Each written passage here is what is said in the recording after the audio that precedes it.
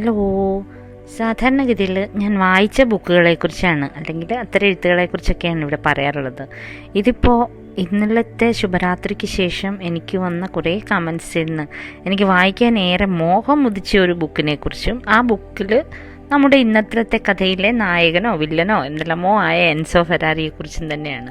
സത്യത്തിൽ ഞാൻ ഇന്നലെ മുതൽ പറയാൻ ശ്രമിക്കുന്ന കഥ ഇതൊന്നുമല്ല, ലംബോർഗിനി ഉണ്ടായതിൻ്റെ പിന്നിലെ കഥയാണ്. ഇവിടം വരെ ഒന്ന് എത്തണമെങ്കിൽ കുറേ കഥകളിൽ കൂടി സഞ്ചരിക്കണമെന്ന് തോന്നുന്നു.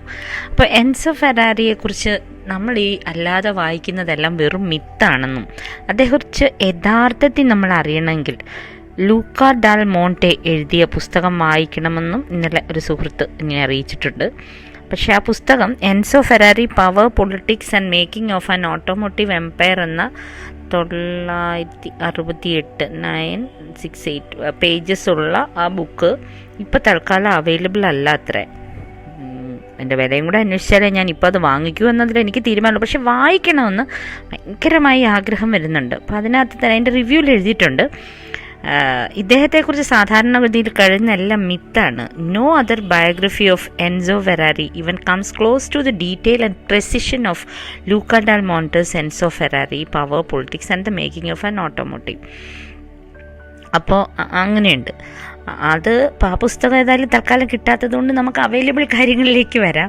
അപ്പോൾ എങ്ങനെയാണ് നമ്മൾ ഈ പറയുന്നത് പോലെ ഇന്നലെ നമ്മൾ പറഞ്ഞത് ഇങ്ങനെയാണ്, ഒരു മനുഷ്യൻ എങ്ങനെയൊക്കെയാണ് രൂപീകരിക്കപ്പെടുന്നത്, അദ്ദേഹം എന്തുകൊണ്ടാവാം വളരെ മറ്റുള്ളവരുടെ ഫീലിങ്സ് കണക്കാക്കാത്ത ഒരാളായിട്ടോ അല്ലെങ്കിൽ എങ്ങനെയും തൻ്റെ ജോലിക്കാരെ തൻ്റെ ഒപ്പം നിൽക്കുന്നവരെ യൂസ് ചെയ്യുന്ന ഒരാളായിട്ട് അറിയപ്പെടാനുണ്ടായ ഒരു സാഹചര്യം അവിടം വരെ എങ്ങനെയാവും അദ്ദേഹം എത്തിപ്പെട്ടതെന്നുള്ളതിനെക്കുറിച്ചാണ് ഇന്നലെ നമ്മൾ സംസാരിച്ചത്.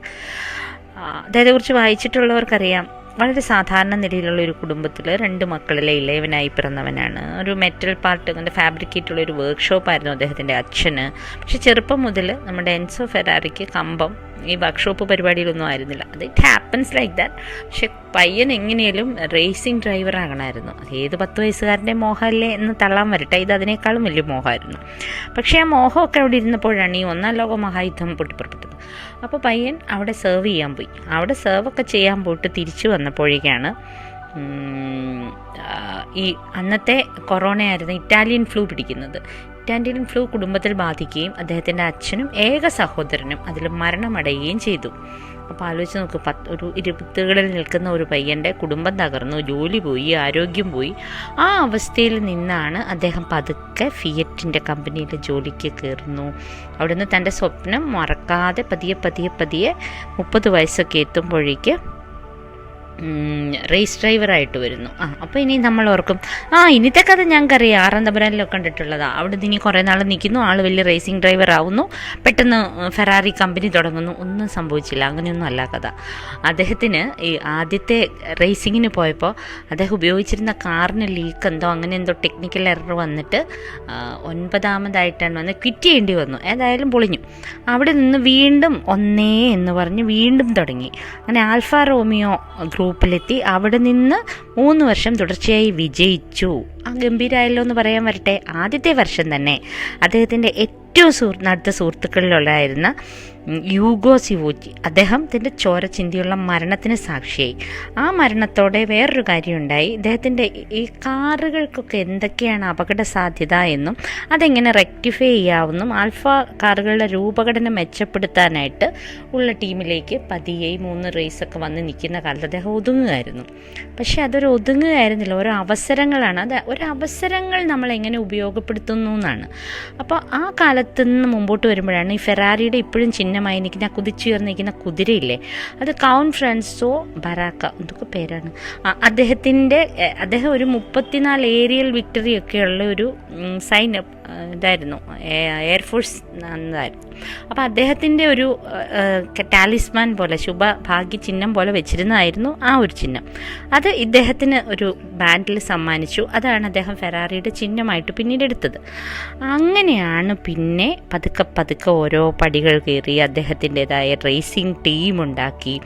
1939 ആയപ്പോഴത്തേക്ക് അദ്ദേഹം ഇതെല്ലാം നിർത്തി വേറൊരു കാര്യം ചെയ്തു.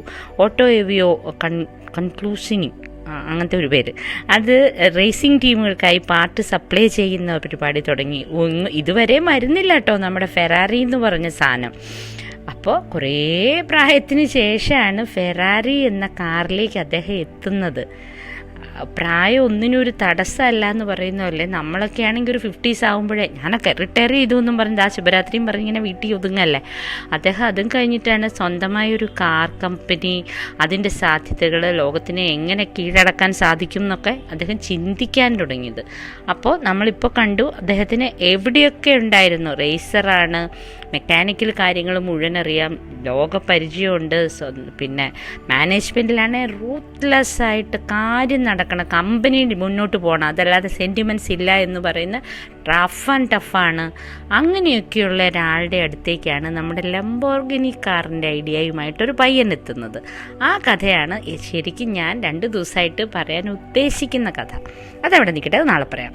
അപ്പോൾ ആ കഥയ്ക്ക് മുന്നിൽ നമ്മൾ വീണ്ടും നമ്മളിലേക്ക് നോക്കിയാൽ ഇവിടെ എത്രയിടത്ത് ടേണിംഗ് പോയിൻറ്റ്സ് ഉണ്ടായിട്ടുണ്ട്. നമ്മളിൽ ആരാണെങ്കിലും മതിയായി, ഈ ജന്മം മതിയായി, ഞാൻ തോറ്റു, ഞാൻ തോൽവിയാണെന്ന് ആദ്യം ജോലി പോകുന്നു, അസുഖം വരുന്നു, അസുഖം വന്ന് കുടുംബം പോകുന്നു, ആ 20-ാം വയസ്സ് വേണേൽ നിർത്താം, പിന്നെ ഈ പറഞ്ഞ 22, 25, അങ്ങനെ ഓരോ വർഷങ്ങളിലും പുള്ളിക്ക് ഓരോരോ വെല്ലുവിളിയാണ്. ഓരോ വെല്ലുവിളി എന്നോടുള്ള പരീക്ഷണം തീരുന്നില്ലേ എന്ന് ചിന്തിക്കാവുന്നതിനെക്കുറിച്ചല്ല. ഇപ്പോൾ ഞാൻ മുൻപ് പറഞ്ഞ ആ ബുക്കിലേക്ക് പുള്ളി എത്തിച്ചേർത്തത് എന്തായിരിക്കാം? മുന്നോട്ട് പോകാനുള്ള ആ ത്വരയാണ്. എന്തെല്ലാം വെല്ലുവിളി ഉണ്ടായാലും, എന്തെല്ലാം പരീക്ഷണം ഉണ്ടായാലും ഞാൻ മുന്നോട്ട് പോകും എന്ന ആ ഇച്ഛാശക്തിയാണ്. ആ ഇച്ഛാശക്തി തന്നെയാണ് ഇന്നലെ പറഞ്ഞതുപോലെ സ്വന്തം കാര്യത്തിൽ എന്താണോ അദ്ദേഹം നിയമമാക്കിയെടുത്തത് അത് മറ്റുള്ളവരുടെ കാര്യത്തിലും നിയമമാക്കിയപ്പോഴായിരിക്കാം സോ റൂത്ത്ലെസ് എന്നുള്ള പേര് അദ്ദേഹം കേൾക്കേണ്ടി വന്നത്. എന്തായാലും എനിക്ക് തോന്നുന്നത്, നമ്മളെപ്പോഴും പറയില്ല, ഈ നിമിഷവും കടന്നു പോകും, അത് വിജയത്തിൻ്റെ ആണെങ്കിലും പരാജയത്തിൻ്റെതാണേലും അത് കടന്നു പോകും എന്ന ഒരു ചിന്ത അദ്ദേഹത്തിൻ്റെ ഉള്ളിൽ ഏറ്റവും കൂടുതൽ ഉണ്ടായിരുന്ന ഒരാളായിരിക്കില്ലേ? ആയിരിക്കാം. നമ്മുടെ ഉള്ളിലും എപ്പോഴും കൊളുത്തി വെൽക്കേണ്ട ഒരു ചിന്ത അത് തന്നെയല്ലേ? ശുഭരാത്രി.